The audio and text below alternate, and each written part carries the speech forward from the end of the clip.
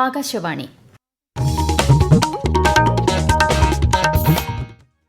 നമസ്കാരം. പ്രാദേശിക വാർത്തകൾ വായിക്കുന്നത് കൃഷ്ണ പ്രകൃതി.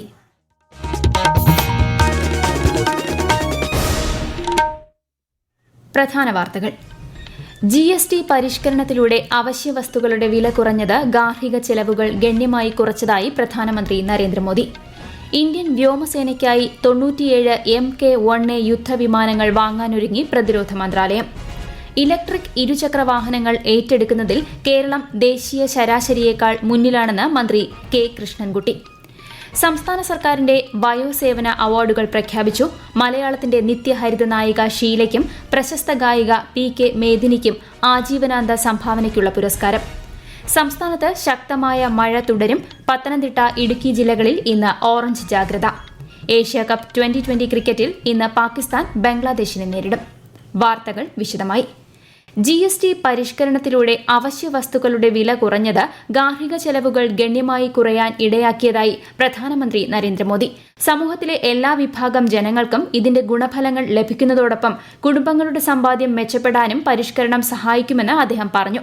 രാജസ്ഥാനിലെ ബൻസ്വരയിൽ വിവിധ വികസന പദ്ധതികളുടെ ഉദ്ഘാടനം നിർവഹിക്കുകയായിരുന്നു പ്രധാനമന്ത്രി. ആത്മനിർഭർ ഭാരത് എന്ന ലക്ഷ്യം കൈവരിക്കുന്നതിനായി സ്വദേശി ഉൽപ്പന്നങ്ങളെ പ്രോത്സാഹിപ്പിക്കാനും അദ്ദേഹം ജനങ്ങളോട് അഭ്യർത്ഥിച്ചു. आज पूरा भारत GST बचत उत्सव मना रहा है.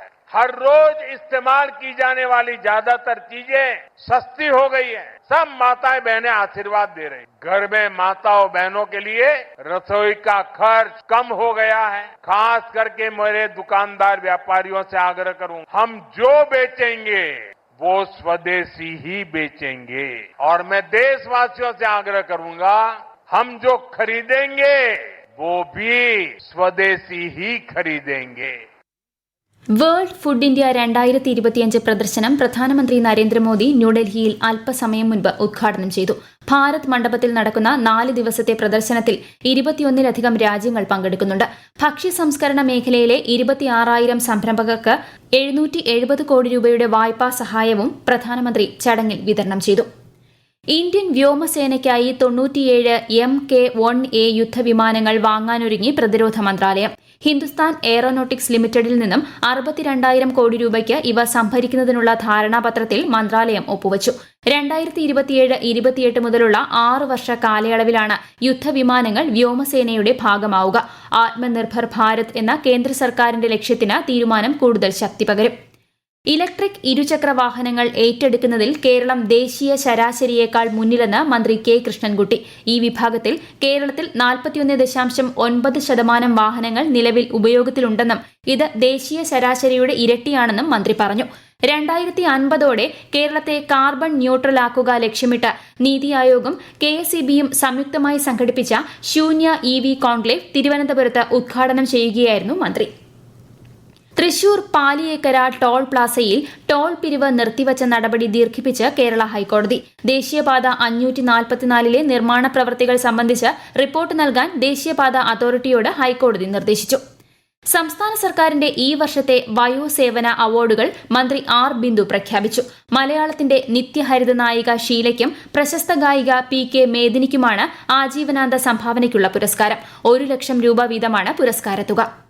പൊതുസേവനവും സദ്ഭരണവും മുഖമുദ്രയാക്കിയ കേന്ദ്ര സർക്കാർ പ്രതിരോധ മേഖലയിലെ ഉത്പാദനം ശക്തിപ്പെടുത്തി ഇന്ത്യയെ സ്വയം പര്യാപ്ത രാഷ്ട്രമാക്കി മാറ്റിയതിനെക്കുറിച്ചാണ് ആകാശവാണിയുടെ പ്രത്യേക പരമ്പരയായ സേവാ പർവിൽ ഇന്ന്. ആഗോള പ്രതിരോധ വിപണിയിലെ ഉയർന്നുവരുന്ന ശക്തിയായി ഇന്ത്യ മാറിയത് നരേന്ദ്രമോദി സർക്കാരിന്റെ ഭരണകാലയളവിലാണ്. ഓപ്പറേഷൻ സിന്ദൂറിന്റെ കാലയളവിൽ ഇന്ത്യയുടെ പ്രതിരോധ സ്വയം പര്യാപ്തത വ്യക്തമായതായി പ്രധാനമന്ത്രി നരേന്ദ്രമോദി പറഞ്ഞു.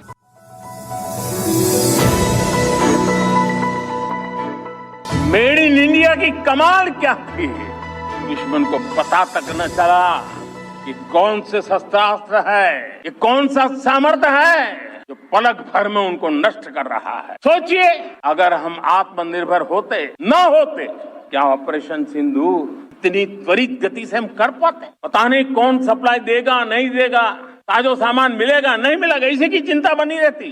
लेकिन हमें मेड इन इंडिया की शक्ति हमारे हाथ में थी, सेना के हाथ में थी. പ്രതിരോധ ഉൽപാദനത്തിലെ സ്വയം പര്യാപ്തതയ്ക്ക് കേന്ദ്ര സർക്കാർ വളരെയധികം പ്രാധാന്യമാണ് നൽകി വരുന്നത്. സ്വച്ഛതാ ഹി സേവ ക്യാമ്പയിനിന്റെ ഭാഗമായി ആകാശവാണി തിരുവനന്തപുരം നിലയത്തിൽ സ്വച്ഛ് ഉത്സവ് സംഘടിപ്പിച്ചു. ശ്രമദാന പ്രവർത്തനങ്ങളുടെ ഭാഗമായി ആകാശവാണി നിലയവും അങ്കണവും ശുചീകരിച്ചു. സ്വച്ഛതാ ഹി സേവ ക്യാമ്പയിനിന്റെ ഭാഗമായി കഴക്കൂട്ടം സൈനിക സ്കൂളിൽ ഇന്ന് ഏക് ദിൻ ഏക് ഘണ്ട ഏക് സാത്ത് ശുചീകരണ പരിപാടി നടന്നു. ഈ വാർത്തകൾ ആകാശവാണിയിൽ നിന്ന്. ആകാശവാണി വാർത്തകളും വാർത്താധിഷ്ഠിത പരിപാടികളും all India radio news Thiruvananthapuram YouTube ചാനലിലും all India radio news Thiruvananthapuram Facebook പേജിലും AR News_ തിരുവനന്തപുരം ഇൻസ്റ്റഗ്രാം അക്കൌണ്ടിലും AR News_TVM X ഹാൻഡിലും ലഭ്യമാണ്. നവരാത്രി സർഗോത്സവത്തിന്റെ ഭാഗമായുള്ള സാംസ്കാരിക സമ്മേളനം കേരള ഗവർണർ രാജേന്ദ്ര വിശ്വനാഥ് ആർലേക്കർ കോഴിക്കോട് കേസരി ഭവനിൽ ഉദ്ഘാടനം ചെയ്തു. കേരളത്തിന്റേത് മികച്ച സംസ്കാരമാണെന്നും ആദി ശങ്കരാചാര്യയുടെ മണ്ണാണ് കേരളമെന്നും ഗവർണർ ചടങ്ങിൽ പറഞ്ഞു. CPI ജനറൽ സെക്രട്ടറിയായി D. രാജ തുടരും. ചണ്ഡീഗഡിൽ നടക്കുന്ന 25ാമത് പാർട്ടി കോൺഗ്രസാണ് തീരുമാനം കൈക്കൊണ്ടത്. 3ാം തവണയാണ് D. രാജ CPI ജനറൽ സെക്രട്ടറി സ്ഥാനത്തെത്തുന്നത്. കക്കൂസ് മാലിന്യങ്ങളിൽ നിന്നും വൈദ്യുതി ഉൽപ്പാദിപ്പിക്കാനാവുന്ന തരത്തിലുള്ള മാലിന്യ നിർമ്മാർജ്ജന സംസ്കാരത്തിലേക്കാണ് ഇന്ന് കേരളം എത്തിയിരിക്കുന്നതെന്ന് മന്ത്രി MP രാജേഷ് പറഞ്ഞു. പാലക്കാട് വണ്ടാഴി ഗ്രാമപഞ്ചായത്തിൽ നിർമ്മാണം പൂർത്തിയാക്കിയ മാലിന്യ സംസ്കരണ പ്ലാന്റ് ഉദ്ഘാടനം ചെയ്യുകയായിരുന്നു മന്ത്രി. കുടിവെള്ളത്തിൽ മനുഷ്യ വിസർജനത്തിൽ നിന്നുള്ള ബാക്ടീരിയ കലരുന്ന സാഹചര്യം ഒഴിവാക്കാൻ കേരളത്തിൽ എല്ലായിടത്തും കക്കൂസ് മാലിന്യ സംസ്കരണ പ്ലാന്റുകൾ സ്ഥാപിക്കുമെന്നും മന്ത്രി പറഞ്ഞു. മിൽമയിലെ സ്ഥിര നിയമനങ്ങളിൽ ക്ഷീര കർഷകരുടെ ആശ്രിതർക്ക് സംവരണം ഏർപ്പെടുത്താൻ അനുമതി നൽകി സർക്കാർ ഉത്തരവ് പുറത്തിറക്കി. മിൽമയുടെ മലബാർ, എറണാകുളം, തിരുവനന്തപുരം യൂണിറ്റുകളിലെ സ്ഥിര നിയമനങ്ങളിലാണ് സംവരണം പ്രാബല്യത്തിൽ വരിക.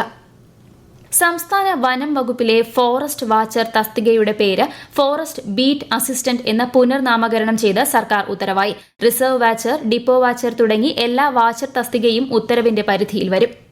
കേരള ഭാഗ്യക്കുറി തിരുവോണം ബമ്പറിന്റെ നറുക്കെടുപ്പ് മറ്റന്നാൾ ഉച്ചയ്ക്ക് 2 മണിക്ക് നടക്കും. ധനമന്ത്രി KN ബാലഗോപാൽ തിരുവനന്തപുരത്ത് നറുക്കെടുപ്പ് ഉദ്ഘാടനം ചെയ്യും. പൊതുജനങ്ങൾക്ക് നറുക്കെടുപ്പിന് തൊട്ടു മുൻപ് വരെ ടിക്കറ്റുകൾ വാങ്ങാവുന്നതാണ്.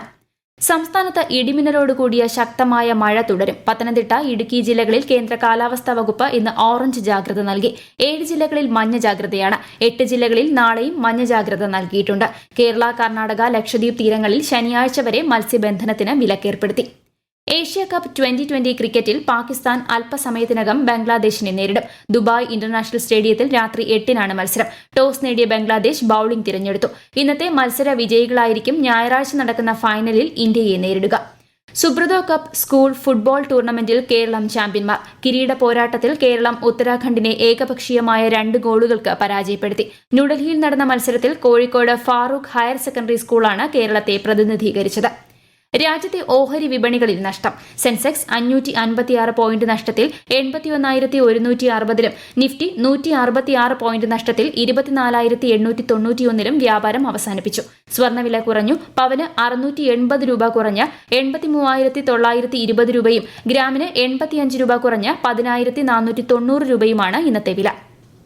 പ്രധാനമന്ത്രി നരേന്ദ്രമോദി ആകാശവാണിയിലൂടെ ജനങ്ങളുമായി ആശയങ്ങൾ പങ്കുവയ്ക്കുന്ന പ്രതിമാസ റേഡിയോ പ്രഭാഷണ പരിപാടി മൻ കി ബാത്തിന്റെ 126ാം പതിപ്പ് ഈ മാസം 28-ന് രാവിലെ 11 മണിക്ക് ദൂരദർശന്റെയും ആകാശവാണിയുടെയും മുഴുവൻ ശൃംഖലകളിലും പരിപാടി ലഭ്യമായിരിക്കും.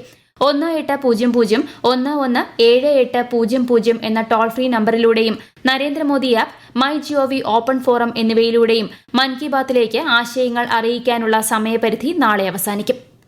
ഗാന്ധി ജയന്തി ദിവസം വരെ നീളുന്ന സേവാ പഖ്വാഡയുടെ ഭാഗമായി കേന്ദ്ര യുവജനകാര്യ കായിക മന്ത്രാലയം 91 രാജ്യങ്ങളിലെ 150-ലധികം സ്ഥലങ്ങളിൽ വികസിത് ഭാരത് റൺ സംഘടിപ്പിക്കുന്നു. രാഷ്ട്ര നിർമ്മാണത്തിനായുള്ള കൂട്ടായ പ്രവർത്തനങ്ങൾക്ക് പ്രചോദനം നൽകുകയാണ് സംരംഭത്തിന്റെ ലക്ഷ്യം. സ്വച്ഛതാ ഹി സേവ ക്യാമ്പയിനിന്റെ ഭാഗമായി ശുചിത്വ മിഷന്റെ നേതൃത്വത്തിൽ കോഴിക്കോട് ജില്ലയിൽ 4,739 കേന്ദ്രങ്ങളിൽ ശുചീകരണ യജ്ഞം സംഘടിപ്പിച്ചു. 845 സ്കൂളുകൾ, 2,106 അങ്കണവാടികൾ ഉൾപ്പെടെയുള്ള സ്ഥലങ്ങളിലാണ് ശുചീകരണ പ്രവർത്തനങ്ങൾ നടന്നത്. പ്രധാന വാർത്തകൾ വീണ്ടും.